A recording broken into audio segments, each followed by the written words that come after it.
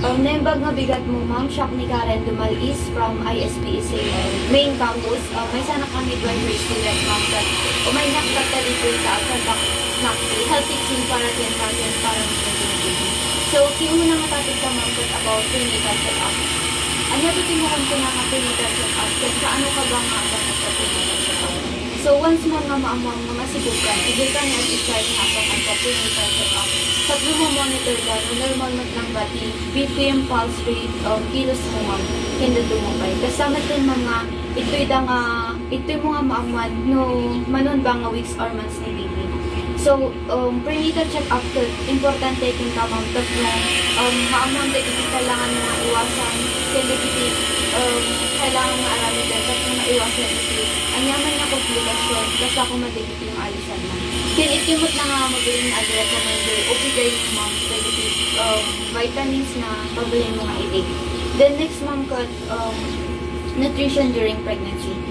So, nung masikog ka ma'am, kailangan iti sustansya iti bagim. So, kailangan iti mga nasusustansya nga makan, kasi ako nga iti rich in carbohydrates, like oats, with breads, with mga pie, salmon, with omega-3 mga pie, iti brain development ng baby, vegetables na rich in vitamins and minerals, calcium para iti bones and iti baby, rich in protein, kasi ako nga iti eggs. So, iba nagpili iti sustansya nga makalon, but makatulong din ka, kasama din iti baby, nasalun at sinangarong. Then, next month, immunization. Di ba mo nung masibog ka nga daging ang kuna nga iti-test mo? May sa dito tetanus toxoid. Tetanus toxoid mo as early as possible. Tapos, tetanus toxoid 2, 85% ability, 3% protection din mo. Tapos, tetanus toxoid 95% ability, 5 years protection din mo. Tapos, tetanus toxoid 4, 99% ability, 10 years protection din mo. Tapos, tetanus toxoid 5, 99% ability, lifetime protection din mo.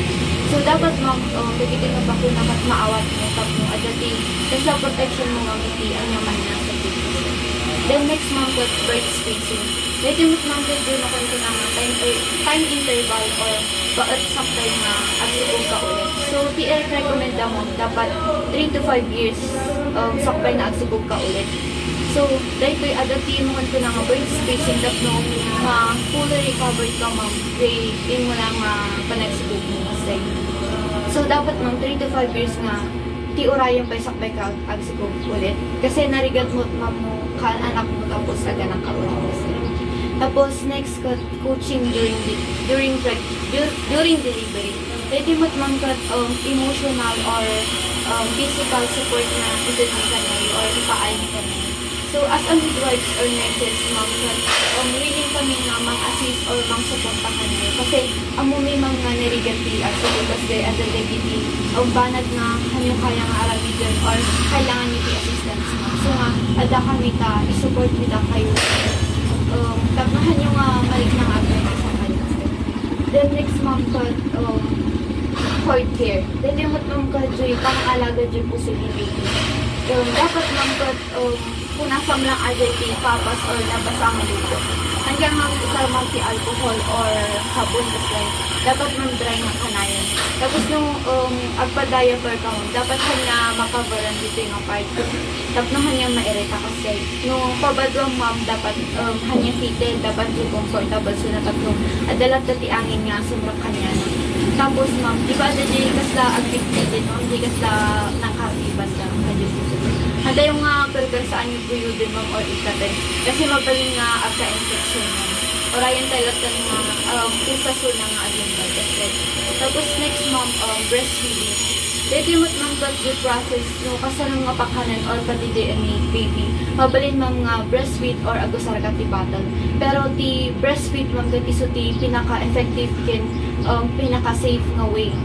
So dapat ma'am, padi-journey baby.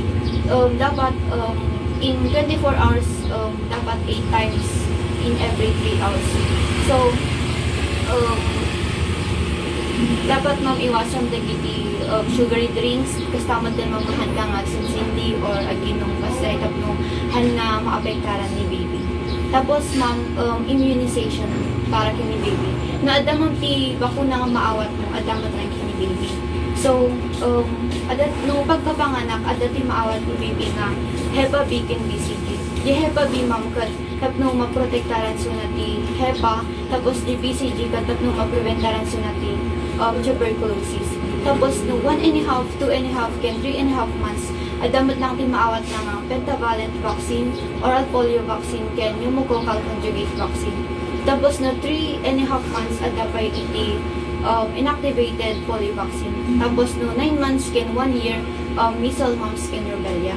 So dagiti nga bakuna ma'am kat kailangan nga maawat ni baby tapno nasalon at sunakin safe mo lang sunakin adati mang protektar kanya na iti anya man nga sakit.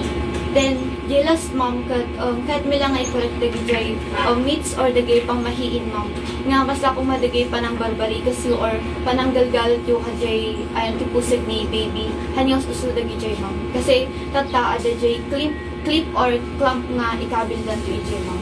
Ken kasamot hindi bagbagada nga maniti ag sagaysay, nung kalkalpas ka naganakas day, dagi ag medyas, ag uponin, dagi dyan mo. Hanyang susunod dagi dyan. So, adjay lang garot ma'am, kat adabati kahit mga damagan ma'am. So, agyaman naggarot ma'am sa pala kumata, dati na adal you can na itulong ko kanya yun ma'am. Thank you ma'am.